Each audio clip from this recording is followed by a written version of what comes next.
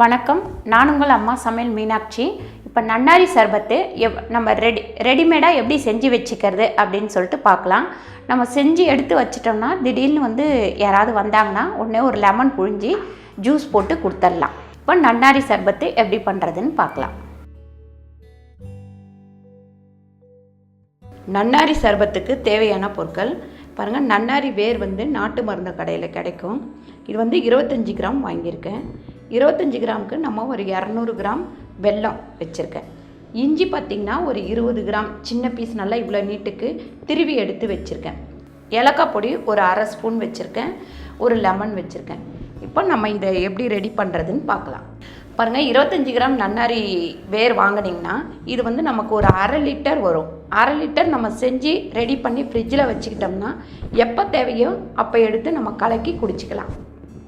இப்போ பாருங்கள், நம்ம ஃபஸ்ட்டு நன்னாரி சர்பத்துக்கு அடுப்பு பற்ற வச்சுட்டு இந்த அளவுக்கு பார்த்திங்கன்னா ஒரு 2.5 டம்ளர் தண்ணி ஊற்றலாம். ஏன்னா நமக்கு இது அரை லிட்டர் தான் வரும்.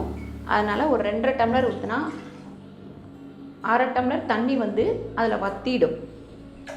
கொதிக்கும் போது வற்றிடும். இப்போ இதில் நன்னாரி வேரை நம்ம போட்டுருவோம். கரெக்டாக இது ஒரு 15 நிமிஷம் கொதிக்கணும். பாருங்கள், இப்போ நம்ம இந்த நன்னாரி வேரை போட்ட உடனே நல்லா அது கொதித்து அதோட கலர் நல்ல மெரூன் கலர் மாதிரி வந்துடும்.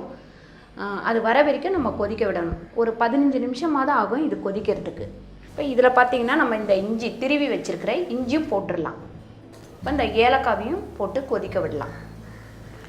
இது நம்ம 25 கிராம் நன்னாரி வேர் வாங்கிட்டு 200 கிராம் வெல்லம் வச்சு நல்லா நம்ம இதை ரெடி பண்ணி ஆற வச்சு ஒரு பாட்டிலில் ஊற்றி நம்ம ஃப்ரிட்ஜில் வச்சிடலாம். வச்சிட்டோம் அப்படின்னாக்கா நம்ம திடீர்னு யாராவது கெஸ்ட்டு வந்தாங்கன்னா ஒரு டம்ளருக்கு ஒரு 2 ஸ்பூன் இதை ஊற்றி தண்ணி ஊற்றி கலந்து ஐஸ் க்யூப்பு போட்டு லெமன் புழிஞ்சு கொடுத்துடலாம். ஈஸியாக முடிஞ்சிடும். நீங்கள் ஹைலியே வச்சு நல்லா இந்த மாதிரி சலசலன்னு கொதிக்க விடணும். அப்போ தான் அதோட சாறு நன்னாரி வேரில் உள்ள சாறு ஃபுல்லாக அந்த தண்ணியில் இறங்கும். பாருங்கள், இந்த மாதிரி கொதித்து நல்லா கலர் மாறும்போது இப்போ நம்ம வெல்லத்தை போட்டுடலாம்.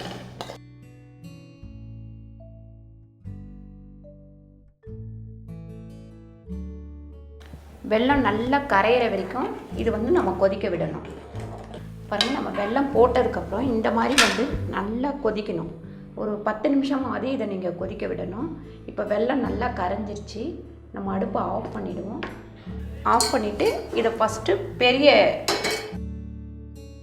பெரிய கண் இருக்கிற இந்த வடிகட்டியில் இதை வடிகட்டிக்கலாம்.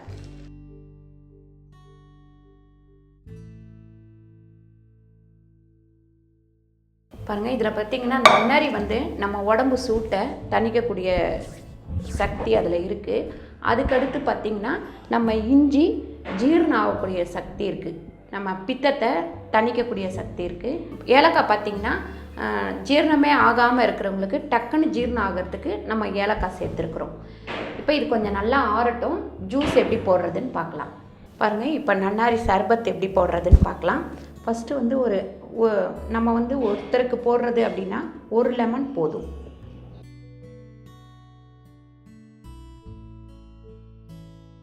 விதையெல்லாம் எடுத்துகிட்டு இந்த இதுவை மட்டும் போட்டுக்கலாம். ஏன்னா அது போட்டால் தான் நம்மளுக்கு அந்த நன்னாரி சர்பத்தில் கொஞ்சம் பார்க்குறதுக்கு நல்லாயிருக்கும். இன்னும் ஐஸ் க்யூப் போட்டுக்கலாம். நமக்கு எவ்வளோ தேவையோ அவ்வளோ ஐஸ் க்யூப் போட்டுக்கலாம். இப்போ இந்த டம்ளருக்கு தேவை அப்படின்னா ஒரு 3 ஸ்பூன் விட்டுக்கலாம்.